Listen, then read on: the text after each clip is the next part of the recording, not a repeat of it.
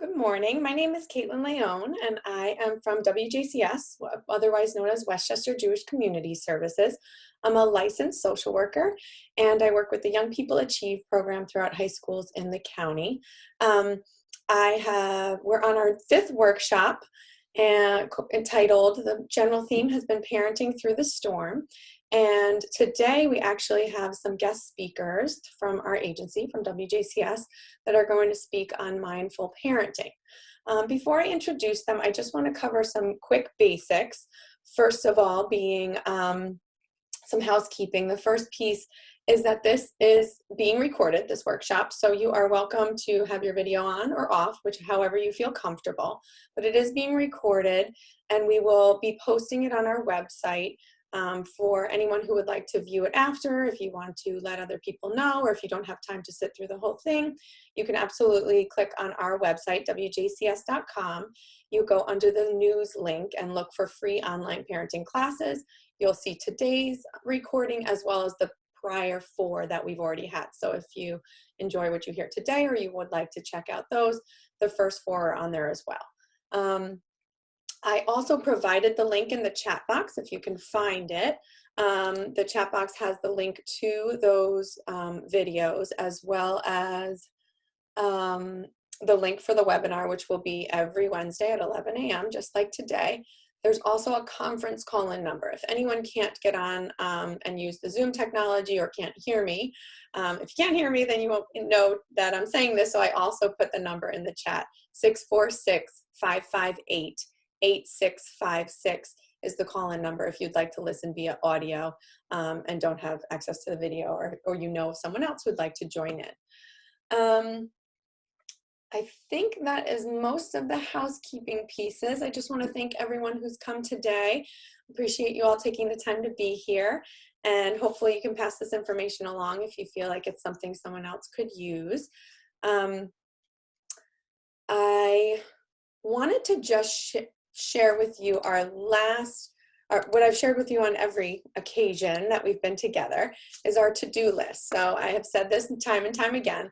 These are reminders of things that we should really be making sure we do on a daily basis. Hopefully, I know might be a tall order on some days, but if you can remind yourself, I've been doing this weekly with you guys, but even if you take a screenshot or try to remember these few bullet points for your to-do list, is to take those 10 minutes a day to practice mindfulness. Again, that might be on your own, or it might be with your children. There's lots of activities in the first workshop or examples of that we had. Taking time for yourself, that could be the mindfulness piece, or it could be something totally different depending on what you want to do for yourself. Meeting your basic needs, which sounds pretty simple, but is a huge challenge these days. Eating, sleeping enough, getting some exercise, moving your body. And then having a network. That might be, we've talked about Zoom calls at night after children go to bed to connect for a girls' night or a guys' night, or family connections, friends, other parents, so you can vent and take time and maybe play games.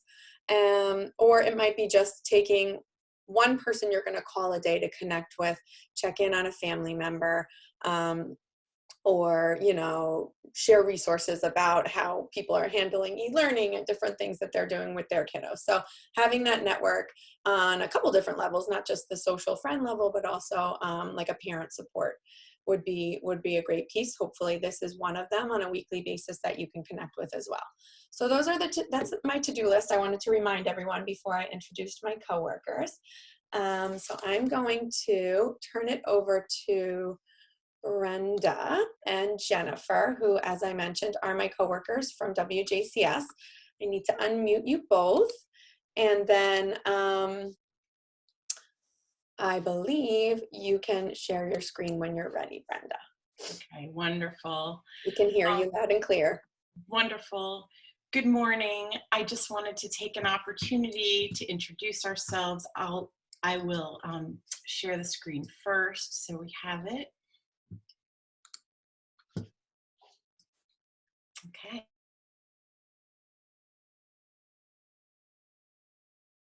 Thank you so much, Caitlin, for including us in today's workshop. I'm Brenda Haas. I'm a social worker from Jewish Programs. I have 2 roles. I'm a a social worker. I'm a consultant at the LaFell School through our Partners in Schools program.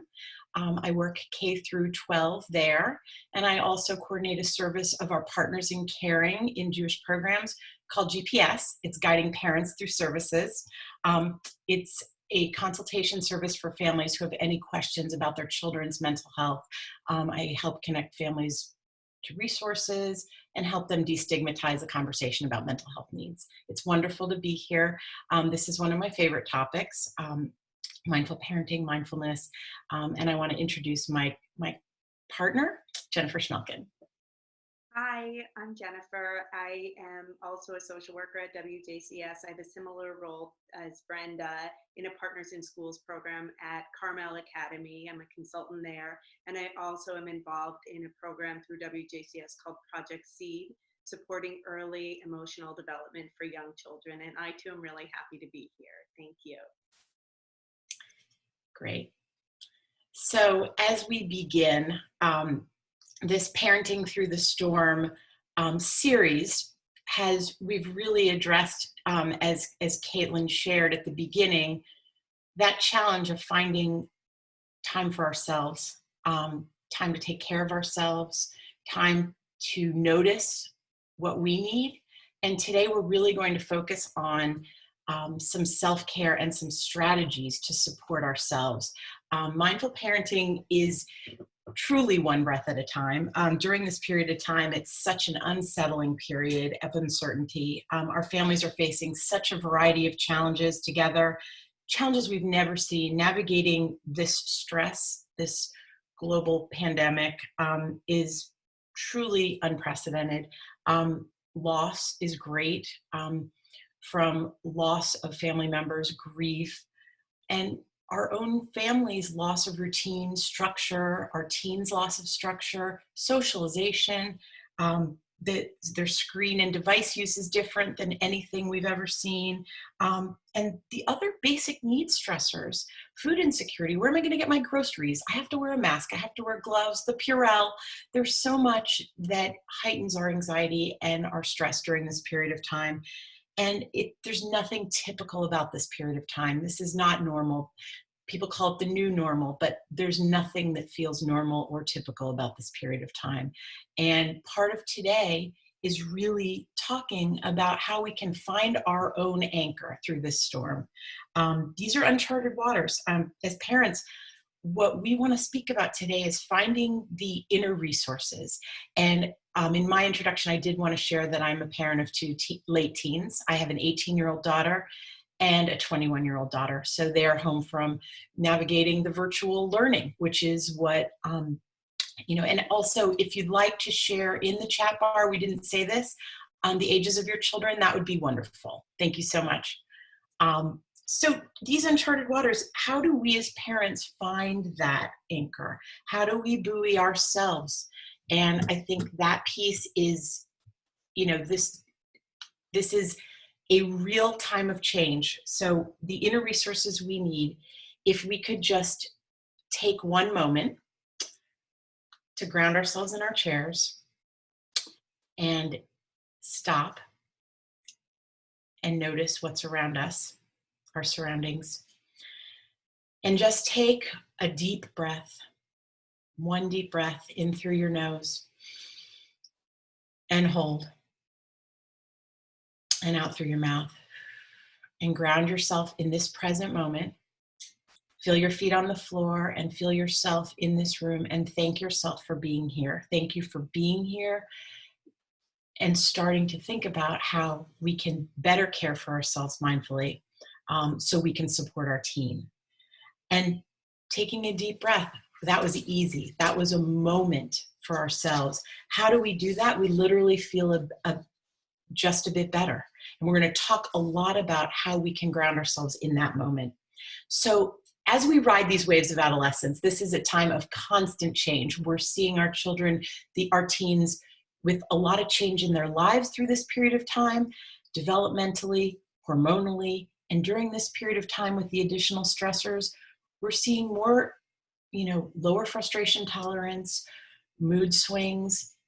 This is intensified. This is truly a time that is unprecedented. And how do we catch those positive moments for our teens? So what we need to do, as the picture shows, we need to find our own anchor. And what we're going to speak about today is how we can model for our teens healthy coping strategies. And one of the greatest coping strategies is our own self-care. And when we model that for our teens, we're sharing with them how important it is to look inside and notice what they're feeling. So to move in and find those inner resources, we want to share the power of our presence today. We're going to talk about what that means to our teens, how we can mindfully listen, and how we can ground ourselves in the present moment and find our breath and take a pause and really be able to stop and prioritize our own self-care for our young people. So, as we...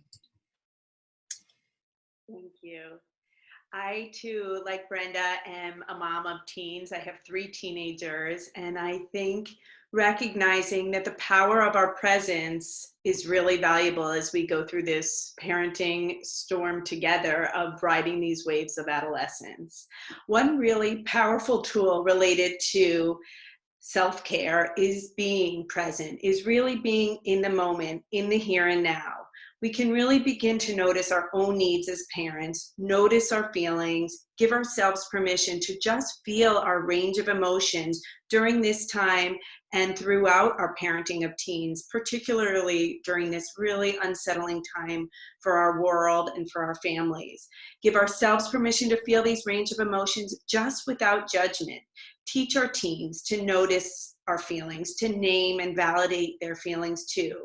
We can offer empathy to our teens and involve them in our process. Ask our teens, what do you need from me? Acknowledge what some of their losses are, the loss of routines, some of the references that Brenda has made, and share with them. Just being here and now with them in the present moment can be a really meaningful connection to them.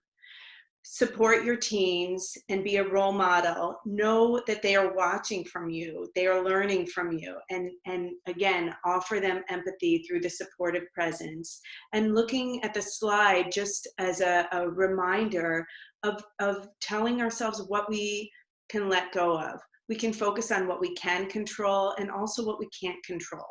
If we highlight some of the positives of what we can control, we can keep our positive attitude, we can follow important health guidelines, we can keep perspective, we can model and practice healthy stress relief skills and find moments of joy and continue to model this for our teens.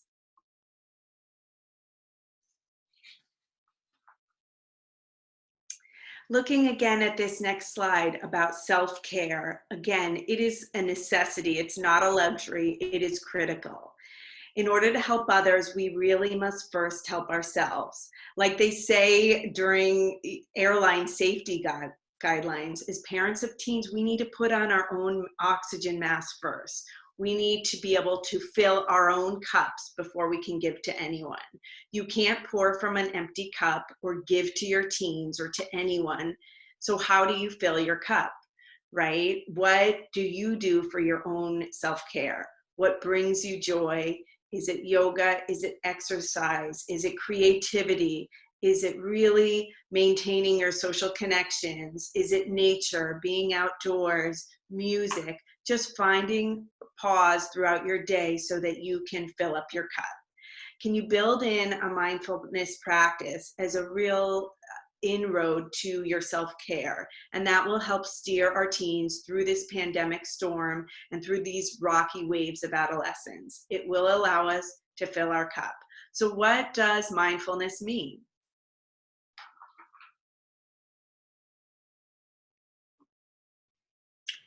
Oops, there we go. Okay, thank you.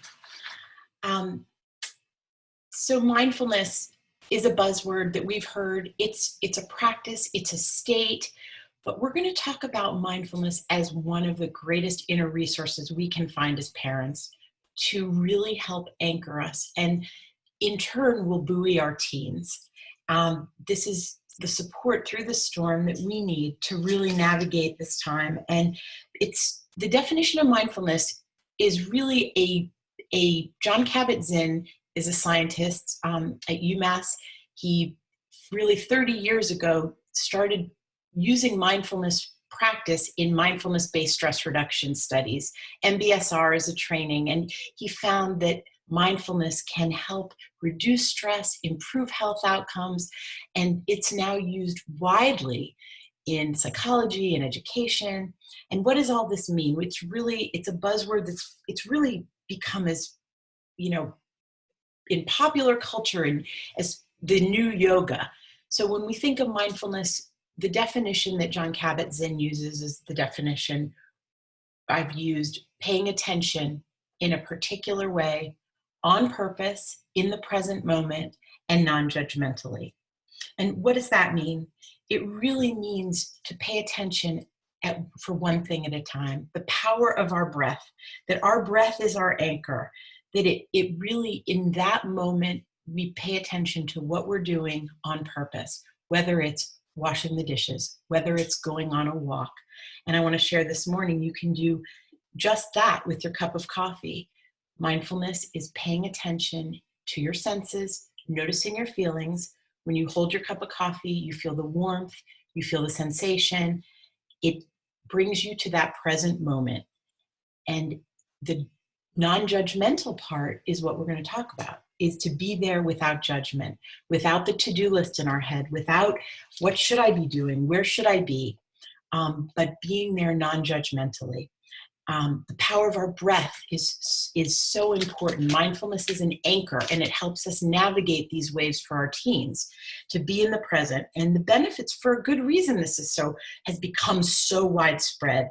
Mindfulness, it shows that mindfulness trains the brain and improves focus and our attention, emotional regulation. It helps us quiet our mind. And during this time, boy, do we need to quiet our mind to bring ourselves back to the present, to find that anchor. And how do we do this? And I think this is a skill that we truly need during this period for us to really be in the present moment. The future is what brings us anxiety and fear. How do we bring ourselves back to that present moment, limit multitasking, to really model for our teens that they can do the same. They can slow down and they can bring themselves back into the present. And the power of one thing at a time and the power of the breath we're going to speak about the breath being a practice unto itself and a self-care strategy. We can also take a mindful moment. I don't know how many people go out on a walk with their dogs, but mindfulness can be walking. When I walk my dog every morning or every time during the day, I notice that she's a model of mindfulness. She's in the present. She's walking and feels the air through her fur. And I notice how she smells everything around her. She's not noticing anything she's judging. She's in the present. So pets can model just being there and being present. And the power of our presence with our teens, mindfulness can help us be there without judgment for our young people, and can lead them to do the same.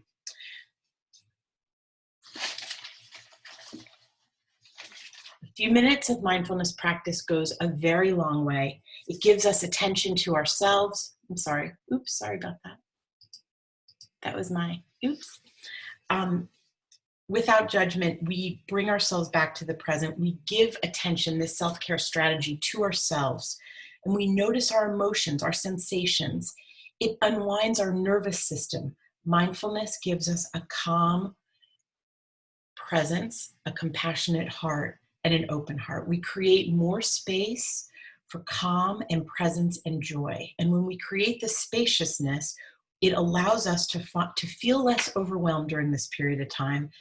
And a few minutes of practice, research shows it helps truly with health benefits, calms our nervous system. And today, more than ever, we need to take a moment to relax, to notice this. So we're going to share one mindfulness trick that helps us slow down the process. And this is called the stop technique. This is a portable mindfulness practice for parents and teens. It helps with emotional regulation. It really brings us back to slow down. For example, if something happens with our teens, if there's any kind of agitation, if there's a moment where the day's not going exactly the way we would like, we can remember this practice. It's with us all the time. Our breath is with us all the time. So let's look at the acronym that spells STOP, which is right there in front of us. The S truly helps us stop. Let's remember to stop exactly what we're doing when we're in that moment, to take exactly that moment to stop what we're doing, whether we're typing, whether we're being with whether we're working on our computer. To slow, when that anxiety or fear comes in, we stop what we're doing. We stop exactly where we are. The T is we take a deep breath and we pause. This is the pressing pause. You take a conscious breath. No matter, now that you've paused, you take a deeper breath or two, allowing yourself to feel the expansion of the belly as you breathe deeply.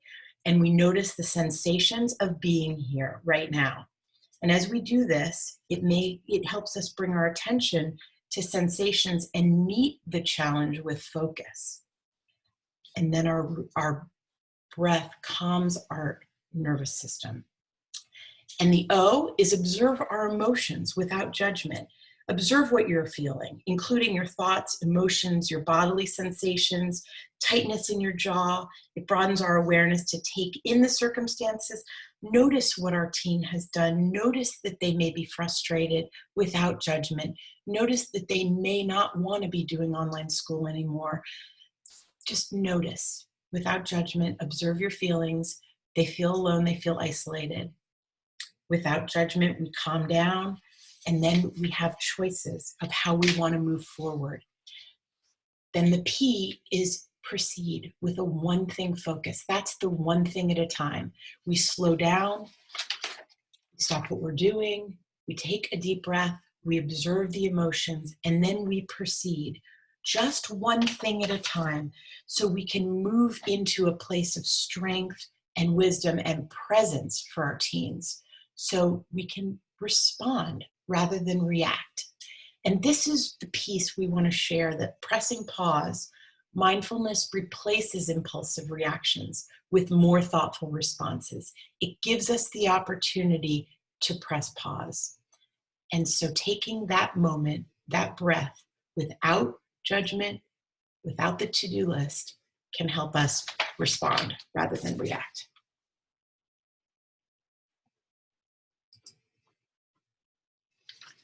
So sorry about that. It seems to be jumping around a little bit.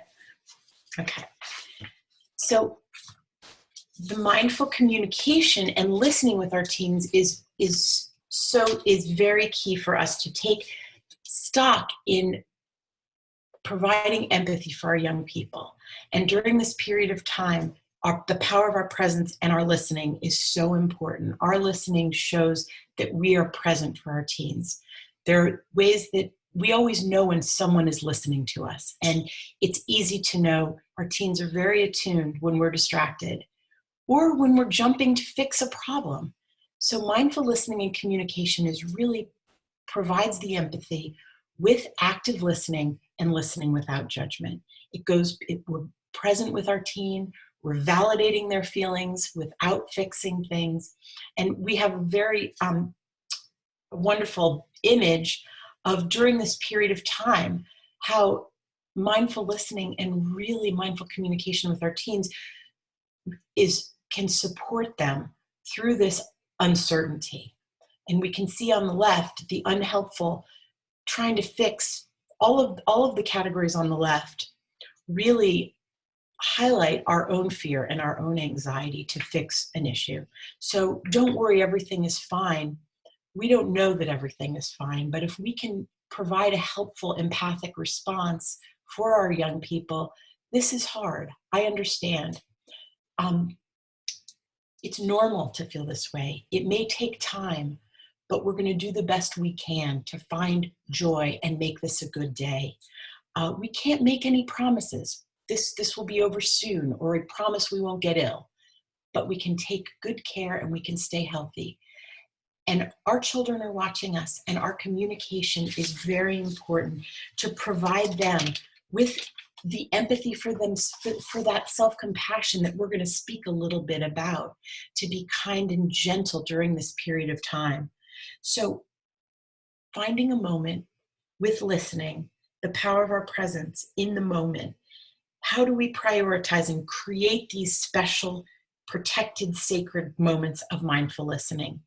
It only takes a few moments to sit and be present, and to spend time during a meal, not to be on a phone, to unplug, to be present. And that models for our teens to do the same. The plugged in part is 24/7. We know this, and now more than ever. But if we can create protected spaces for mindful listening and communication, it goes a long way. It gives us space for sustained attention, for focus in our busy lives, and during this stressful time. And face-to-face conversations with our teens are more important than ever. And this can be on a walk, it can be at a meal, but being present and validating our young people's feelings without fixing them.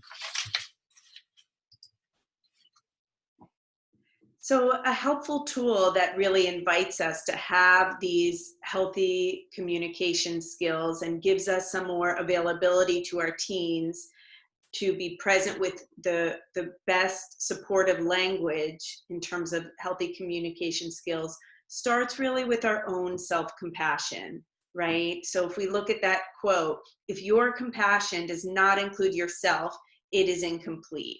So every day and every moment, really, we have an opportunity with our teens to model self-kindness. The power of empathy and validation of feelings, as we've been mentioning, really allows for this. And self-kindness and being forgiving of ourselves leads to healthy self-esteem for ourselves as parents and for our teens. So be kind, be gentle to yourself, be careful not to have unrealistic expectations of perfection, especially during this unsettling time period. We're often very hard on ourselves in general, and especially now, maybe criticizing ourselves for not doing enough, not managing our work schedule well, not strong enough at balancing just some of the real day-to-day demands that are placed on us right now. And the stress of life can overwhelm us. So how can we really reframe our criticism of ourselves? Instead of being unkind to ourselves, can we offer more self-compassion? Can we point out what's going well for ourselves and for our teens and for our family, rather than what we wish were different or what we're critical of? Can we notice small moments that happen in our day that are a lens through of self-compassion, or are seen through a lens of self-compassion? Am I present for my child today? We really don't expect perfection from others, so why should we expect it from ourselves, right? It is okay. And as parents, particularly again, as we navigate this storm of the unsettling times for our teens, we can begin to pay attention to how we are a role model of self-compassion. We can show our teens that our gentle and kind responses during these real life challenging moments are valuable. We want to cultivate healthy self-esteem for our teens. That is so important, the self-esteem piece. It's important for our teens to feel good about themselves, but we can't feel good about ourselves without this crucial self-compassion. It's essential for healthy self-esteem. How we can feel good about ourselves depends on how strong our level of self-compassion is. So you can be a role model for your teen as you anchor and ground your teen. And the self-compassion leads to gratitude. So on the next slide, I want to talk a little about gratitude.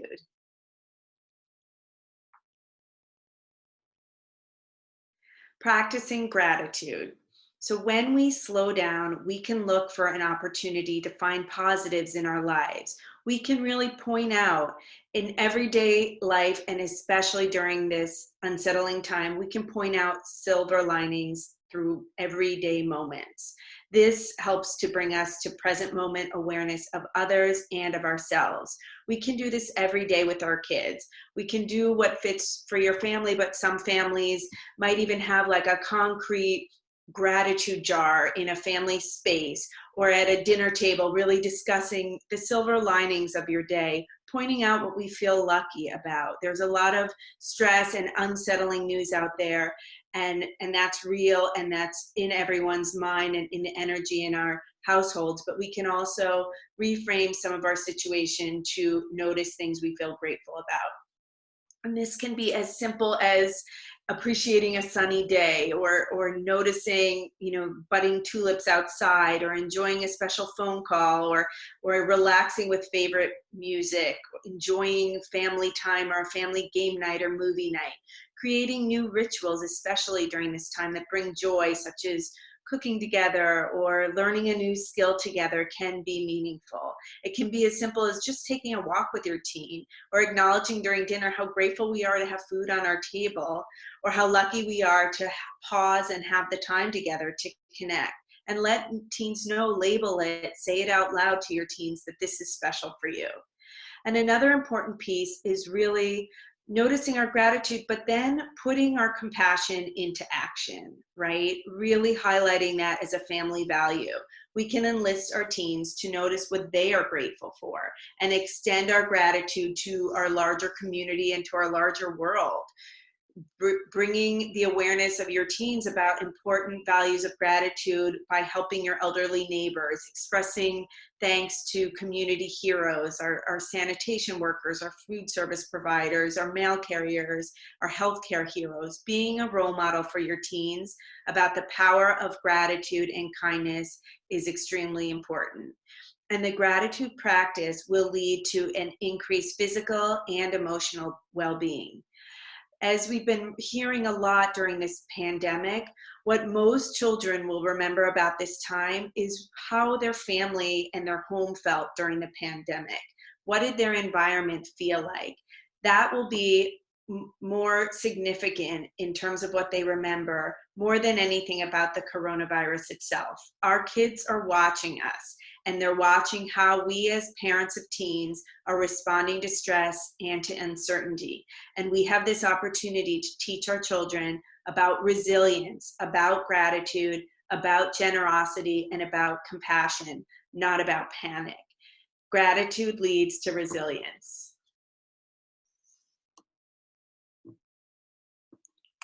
Oops, I think, Brenda, you're muted. There you go. Can you hear me now? Can you hear me? Wonderful. Okay. So this mindfulness that we're building, and the strategies of self-compassion and finding gratitude in the moment and some joy during our day, we model for our teens that we can build resilience for ourselves, and in turn we can build resilience for them. Think of resilience, we hear that it's the ability to bounce back during adversity, and this is a time of adversity, but I like to think of resilience as more of a muscle, something that we build every day, and we can model this for our teens. Stress is contagious, but calm is contagious too. And our teens are like sponges. And why is this so important right now for our teens? To model practicing mindfulness, breathing. This models healthy coping for our young people. These are uncharted waters, as we said, and finding our own anchor with our breath can help us practice self-acceptance, self-compassion, stress reduction. It increases our sense of calm through the storm, and gratitude for the moment, for ourselves and what we've done, and for our teens. Making peace with our imperfections is so significant.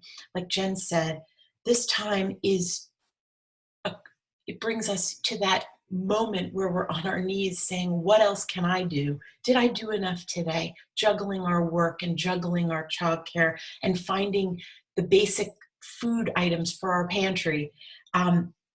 Not a typical time, as we said, but the now effect of this moment, how this moment, Alicia Goldstein, who's a psychologist, writes that this moment can change the rest of our life. And this is this is the now effect, he calls it, and it's that we can serve as a role model for our kids, that as sponges, we see at the end of the day, we're modeling for our kids because they're going to be imperfect in their lifetime, and that if we can be patient and kind with ourselves, it's so essential. We can say to ourselves in the moment when things are flying and things are spilling and voices are rising, we can say to ourselves to notice that this is chaos, this is difficult, and to be patient and kind with ourselves. So how we support and buoy our teens to ride these waves, their adolescence and their period of change, but also this period of great stress with the global pandemic, we can look at some self-care strategies that we've talked about to focus on what we can control. Practicing mindfulness and really with our breath grounding ourselves, taking one step at a time, limiting multitasking, connecting with our gratitude, to move our body, to get outside and get fresh air, to connect with someone, whether it's reaching out to one of our older relatives, calling an old friend, connecting with our children and catching them in the positive and doing something special with them with some protected time, unplugged time, modeling for them, breathing fresh air, getting out every day, and being kind and gentle to ourselves, that self-compassion is really key, and we can help our children to wire them to be resilient. And I want to share that through this practice, these are really coping skills, practicing self-compassion and practicing gratitude. And we would like to end on just how important this self-compassion is and loving kindness. We talked about mindfulness, bringing our attention to the present moment during this time of uncertainty. When we focus on our breath, we bring ourselves back into the present moment.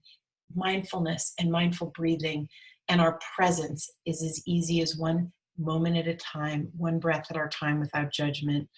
And we notice the sensations.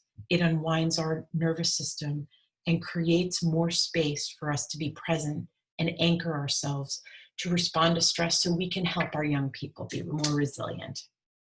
So I'd like everyone to think right now in your seat. I'd like to end with a loving kindness meditation. And I'd like for everyone to take stock and thank yourself for being here and appreciate what it takes to find this hour and this moment for self-care. A mindful loving kindness meditation is really a beautiful act of self-love, of self-compassion and self-care.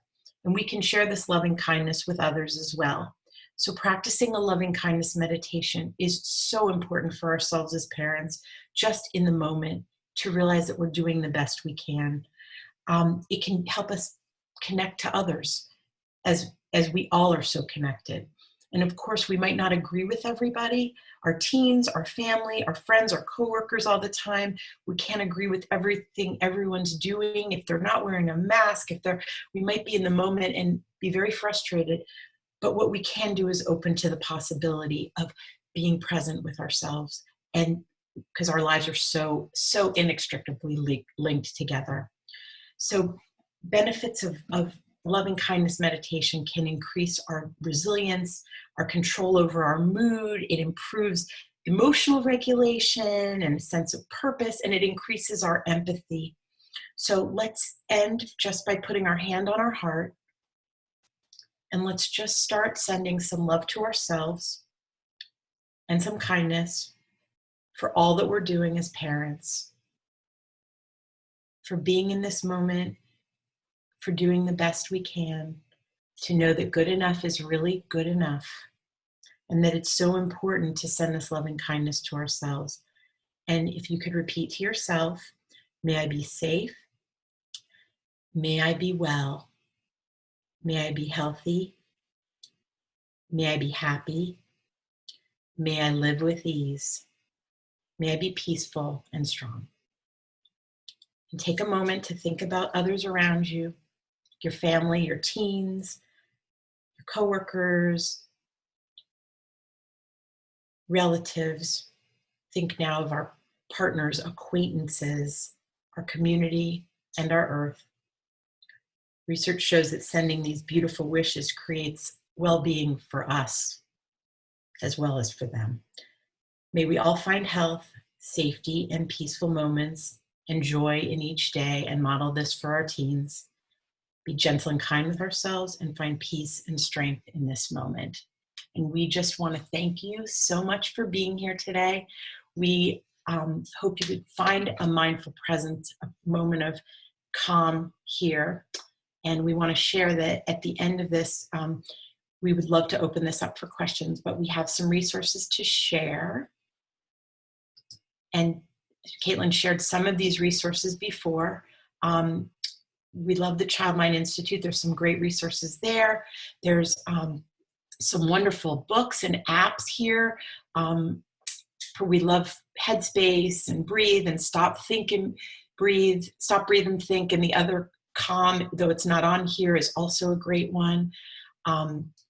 We have another resource page that is our local resources for Westchester community. So you're welcome to take a look at those. These will be posted on the slides as well to connect to resources. And we just want to thank you so very much. And we'd love to open it up to questions or comments or just anything you want to share. Thank you so much for being here. Thank you.